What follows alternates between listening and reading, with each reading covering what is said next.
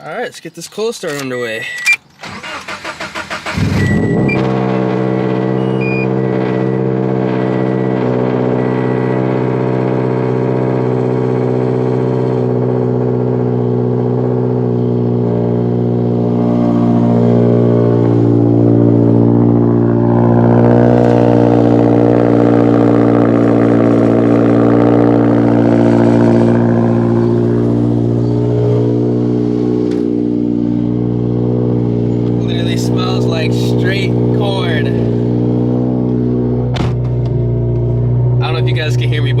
Smells like straight corn. Kind of getting used to the smell, kind of liking it though. But in this video we gotta go over a couple issues we ran into with trying to increase the boost on the car. Now obviously this was bound to happen whenever you guys go ahead and increase the boost on, you know, a turbo vehicle, try to go over the spring rate. Things are gonna happen, and honestly the things that did happen are actually kind of funny, but at the same time it really can't be going on for that much longer because it could have negative impacts on the transmission. So I'm gonna go ahead, pull up to my spot. I'm gonna talk about what's going down with the car.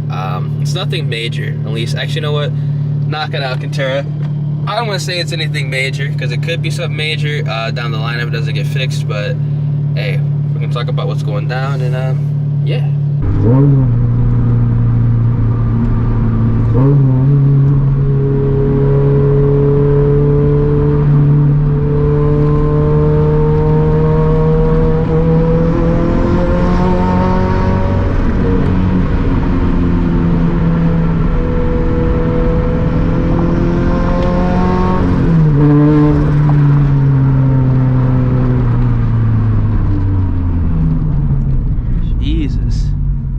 R888s are the real deal, fellas. I'm telling you, they are the real deal. We got caught by that light, but goddamn, I was about to fly through this turn going like 65, 70.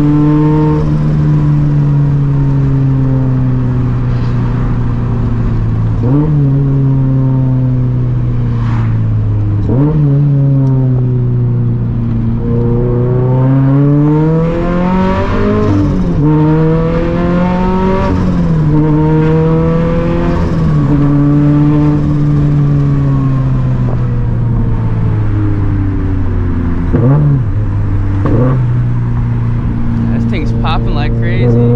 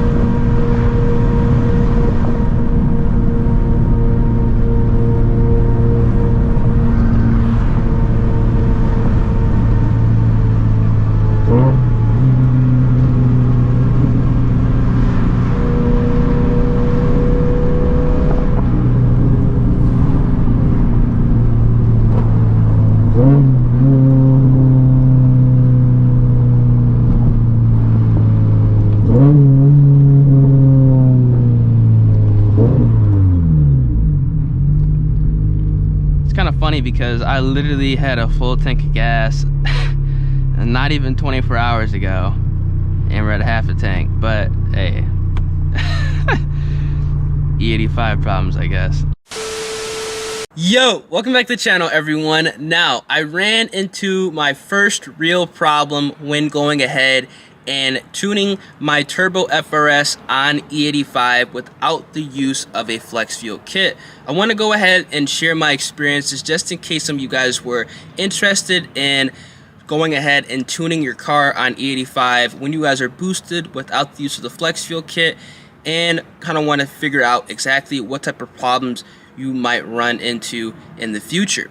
Now, the first problem is my tuner gave me the A-OK to go ahead and flash the car on map 2, which is going to be my 10 PSI boost map, which is going to be increasing the car from the 7 PSI 330 wheel horsepower up to 10 PSI 350 wheel horsepower.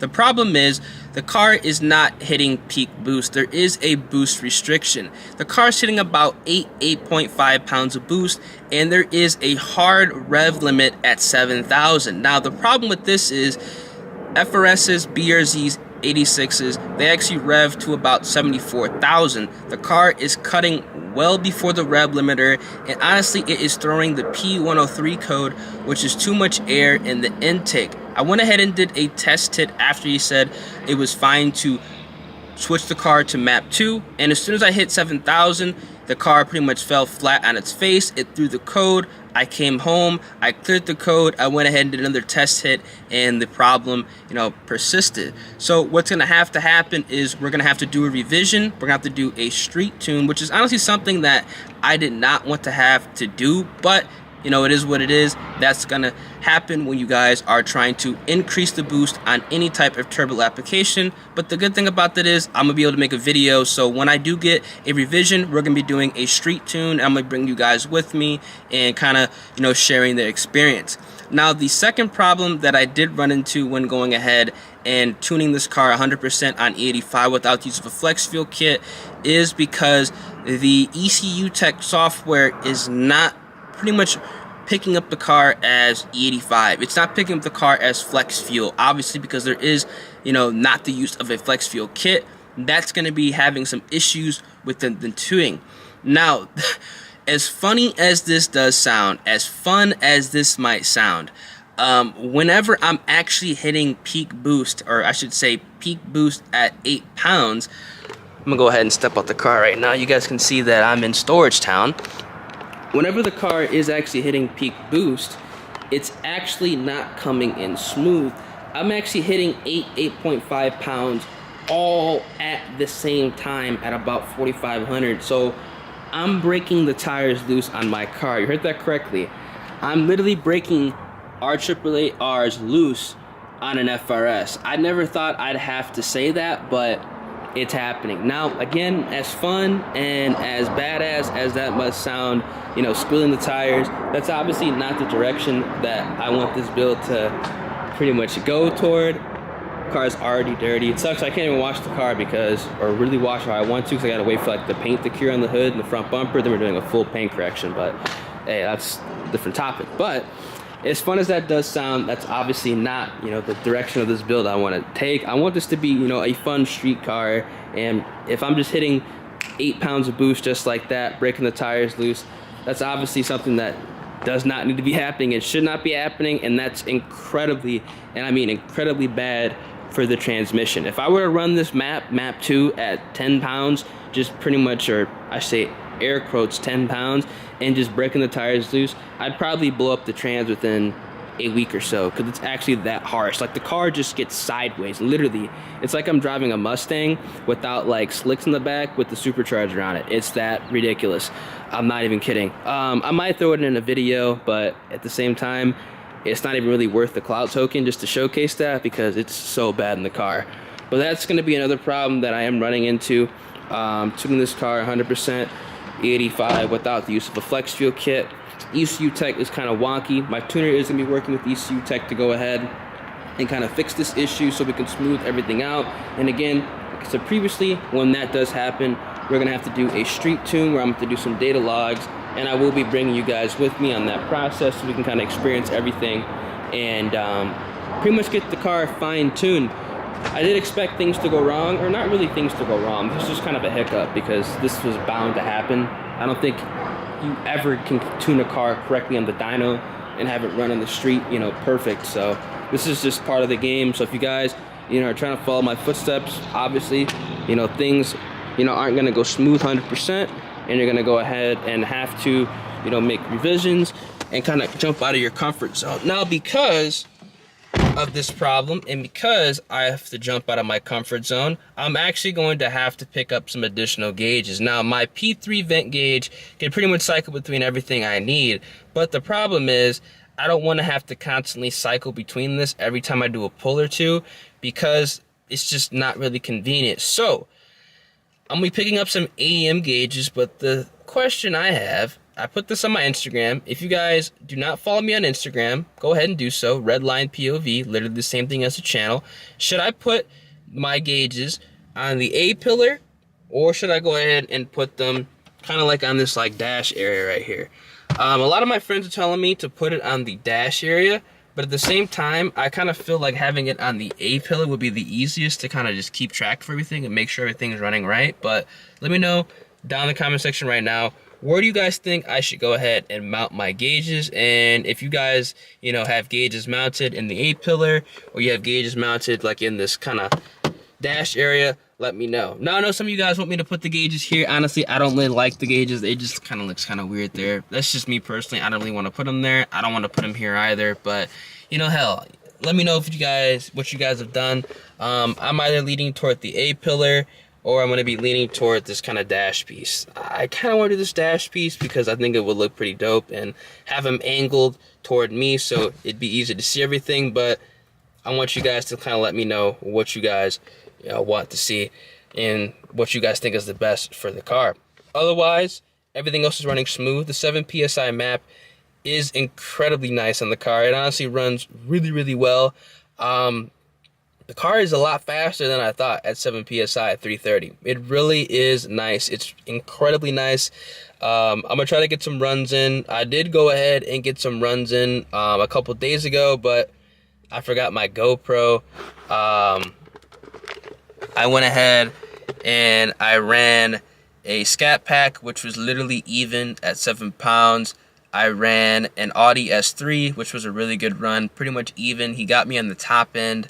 Literally when we hit like 120, which obviously the size of the turbo, that's going to be expected. I ran a Infiniti Q50. I beat that. That was a really good run. I wasn't honestly expecting to beat the Q50. I ran a Golf GTI. I think it was an older model. Beat that. And I ran a 5.0 Mustang full bolt-on E85. Obviously, I lost to that.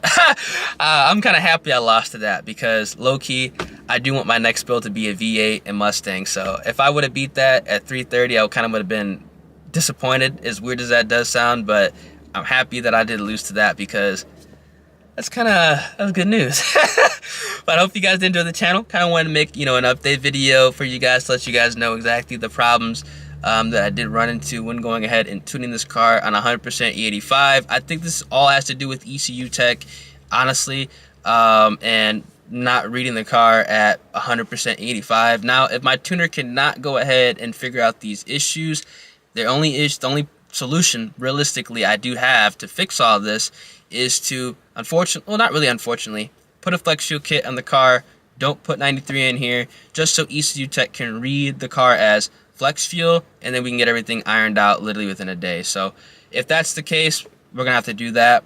Obviously, if we do have to do that, this car, you know, running without the flex fuel kit is not a good idea. But hopefully we don't have to do that. But worst case scenario, we are gonna have to do that. Like I said, I want to let you guys know on everything that's going on with the car, just in case you guys want to follow in my footsteps.